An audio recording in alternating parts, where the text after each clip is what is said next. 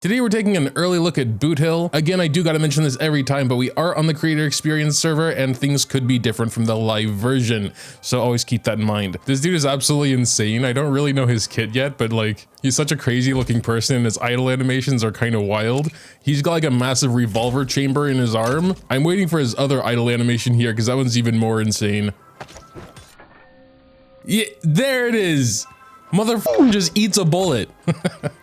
Anyway, so this will play out similarly to like erasing mode, but I'm not going to make it too guide focused because again, it's very early days. Things literally could change, so I don't want to make any definitive statements here. I'm mostly just interested in how he works. Unfortunately, his traces are already maxed, so I'm not even really sure about doing too much gameplay, but just to get an idea, we will. He is at least not E6, so it is still, you know, realistic for free-to-play players to max out traces at one point. But yeah, as always, let's start this video off with a trace overview just so everyone understands how he works. So his basic attack is actually a pretty big part of his kit, but we're going to come back to that because you can enhance it to fanning the hammer, which basically for now just does some extra damage. How you actually get this enhanced basic attack is via his skill. Looking at his skill, it's a pretty big wall of text, so I'm going to try and summarize it. Using this skill does not end his current turn, but yeah, it'll do several things. 1, taunts the enemy so they can only hit you. 2, enters standoff, making both Boothill and the enemy take more damage from each other. At max level, Boothill deals 30% more damage to this enemy and they do 15% more damage to him. And finally, if this enemy is weakness broken or defeated, Boothill will get a stack of pocket trick shot, which we're going to talk about now. It's firstly a toughness reduction buff. As far as I'm aware, this is also just called weakness break efficiency. One stack is 50% and it stacks up to 3 times.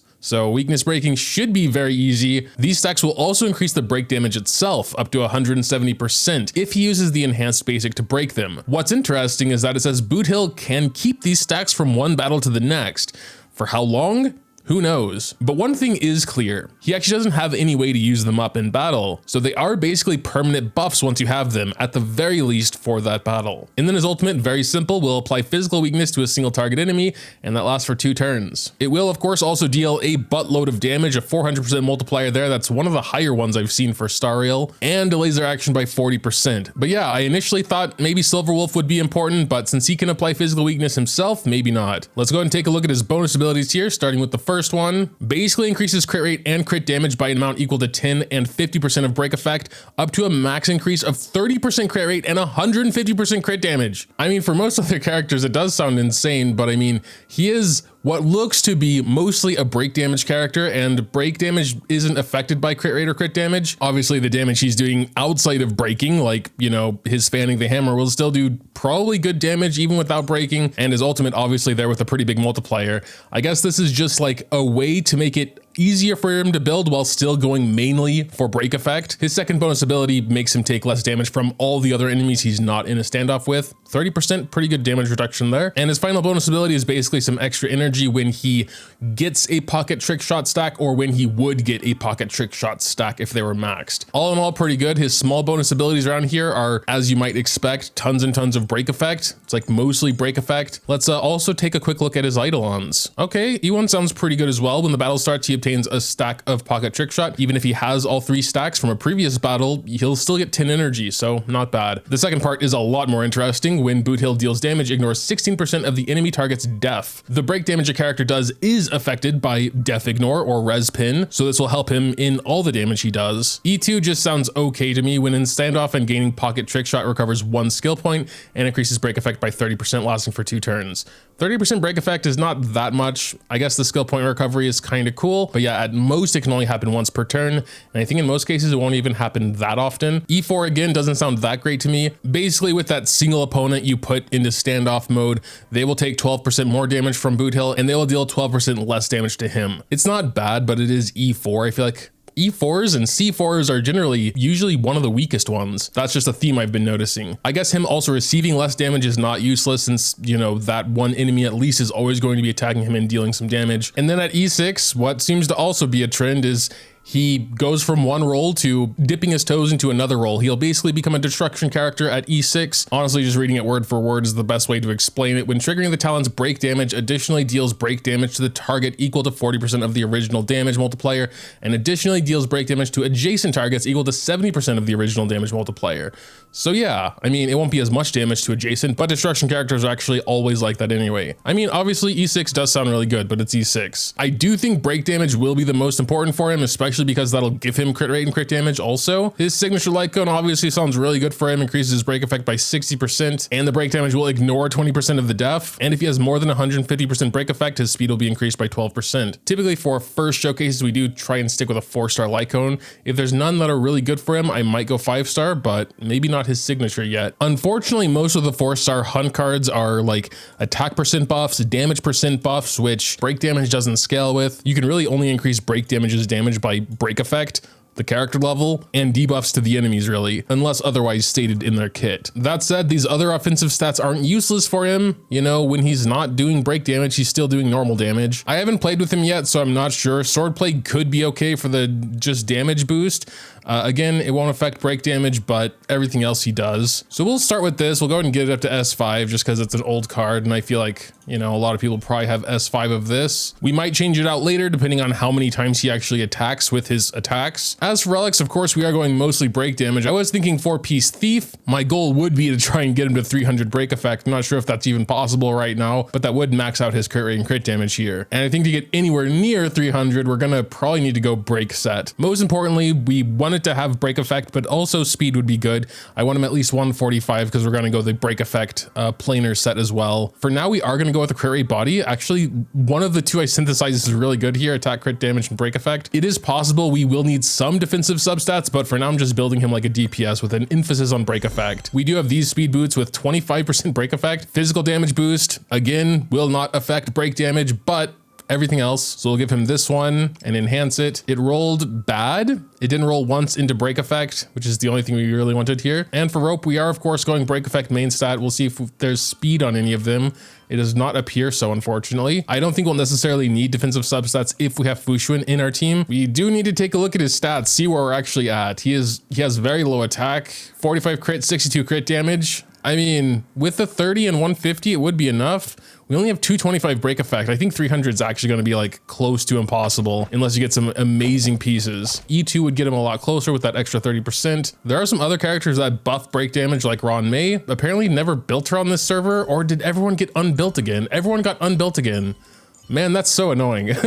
Also, we will go the Watchmaker set on Ron May so that after she does ultimate, she'll give another 30% for at least those 2 turns. With how fast and long ranged his normal attacks are, I imagine he might be pretty good for like the Trotter Hunt game as well. Like, watch this. Boom. Anyway, I've only built 4 units just so we can kind of try him real quick. Our team for now is going to be Boothill, Fushuan, Ron May, and even though I kind of feel like I don't really need her, we're gonna take Silverwolf as well, because she does have a very nice def down. Usually for these types of bosses, it's better to defeat the summons first, but we have saved 1 skill point. We can go into impair mode. I don't know if the taunt will actually work on him. We'll see. Yeah, I mean, he did go into standoff. Look at that break damage. Boss break damage, half of it. So yeah, we literally can't target anything else right now, which we probably should have to get the stacks first.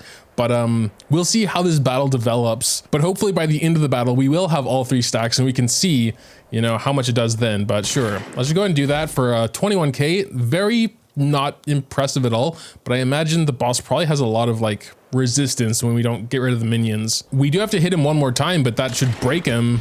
Okay, he has 2 toughness meters, it looks like, which is cringe. Oh, but all these guys are broken now instead. I guess we'll go into standoff with one of the minions so that we can eventually get the little stacks down here. Let's do Silverwolf ultimate on this to get its def down, and then we can do the ultimate. The ultimate is such a cool animation. Still very little damage, but that could just be what it is in this battle. Okay, here we go. We should be able to finally actually break one of these dudes now. And I mean, the break damage did do definitely more than anything else so far. Oh, and that's really cool. So when he uses his ultimate to implant the physical, you see this one doesn't have physical weakness, but his weakness would be broken. because I guess it implants a physical weakness before actually doing the ultimate attack. That's cool to know. Yeah, but AoE would have been way better for this guy, I guess. It is going a little slow here.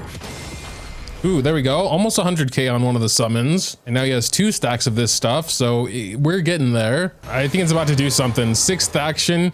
This is like one of those Final Fantasy like one-shot team wipe things going on here. I mean, we do have all 3 stacks now and we can wipe out one of its weakness bars. Oh no, it's about to use something. It's about to use its ultimate attack. Ah, here it comes.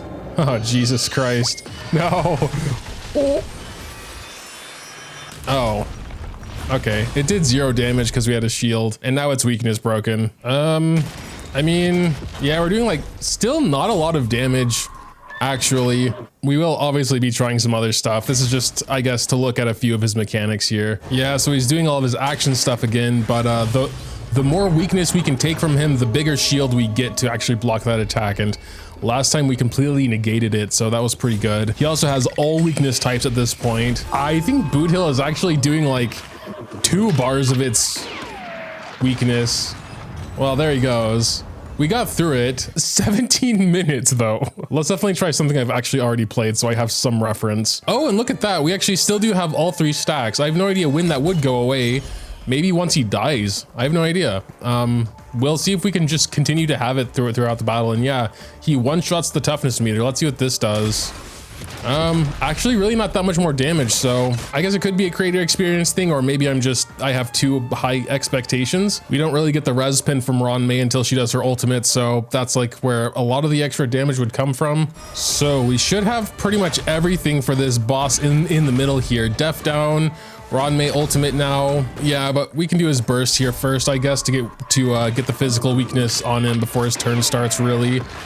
I don't know what to say about that, dude. I am really hoping it's just the creator experience server because he's really not doing damage at all. He does do a lot of weakness break. So here we're going to be breaking and killing. I mean, we broke 100k, which is something. Try his burst again. Something is definitely wrong. Like, his burst should not be criticling for 8,000. I mean, his attack is kind of low, I guess, but 8,000 damage on a 400% multiplier. Let's go fight some overworld enemies. Maybe we can like check his stats in battle to see if anything is weird there. I mean, we don't even have bad like crit rate and crit damage because of all the break effect we have. 72 crit, 200 crit damage. I mean, I will admit though, I don't really use break effect characters, so it might be something I'm doing wrong, but I kind of don't see what that would be right now. I mean, it's like whatever, I guess it's fine. It's not horrible, but I mean, I do have to keep in mind he's still E0, S0, so like maybe I'm just really expecting too much. I don't know. But yeah, what actually really surprised me, I'm gonna actually wait until we have Ron May's ultimate to do his ultimate again, because that just does not seem right. A 400% multiplier doing 8,000 damage, dude. We have Ron May's burst, we have Ron May's skill, not death broken, because that would have probably killed him. So I don't know, we're gonna try that again. He's pretty much as buffed as he can be right now. 7,400, no, that doesn't make any sense, bro. 250 crit damage. So after editing and watching back the footage a few times, I do have to make some clarifications. First of all, his ultimate actually has 2 hits, the initial bullet and the explosion. So it is doing more than that 7 to 8k, but not even by much. In this attack, it's around 16k total, with the other damage coming from break. What's weird is that on this attack, he doesn't even break the enemy, but it does 31k, and the second ultimate hit doesn't even critical. So it would have actually been a decent, though still pretty weak attack. For now, I'll just chalk it up to being on the creator experience server and call it a day. I do also mention I don't have a lot of experience with break DPS characters, so it is possible I'm playing him wrong in general, but the thing I'm focusing on is just that ultimate damage. The 400% multiplier, his 250 crit damage in some of those cases, all the debuffs on the enemies, I feel like should add up to more than the numbers we're seeing. But yeah, honestly, I'm just gonna end it there. I probably would have done some more content, but I really do feel like something is not correct, so I don't really see the point of trying to showcase his damage here. At least we did get to learn about him and his kit and look at those cool idle animations, so that's something. But all right, I'm done rambling. Let me know what you think about him, at least his like overall kit. My first impressions, I mean, just talking about his kit, he does actually seem like a pretty standard single target DPS with a heavy focus on weakness breaking and break damage in general, of course. Even if his damage was really good though, it is still a little unfortunate because Star Rail is very rarely single target stuff. You know, all bosses have some sort of minions or summons or something. So unfortunately, single target is just inherently worse than AoE. Assuming my damage really is bugged here, and assuming he can do insane single target damage, then obviously I think he will have a place. He's definitely one of the more interesting characters design-wise, at least. But yeah, let me know what you think about Boothill in the comments down below. Dropping a like or subscribing to the channel if you enjoyed is always greatly appreciated as well. Thanks, as always, for watching, and until next time.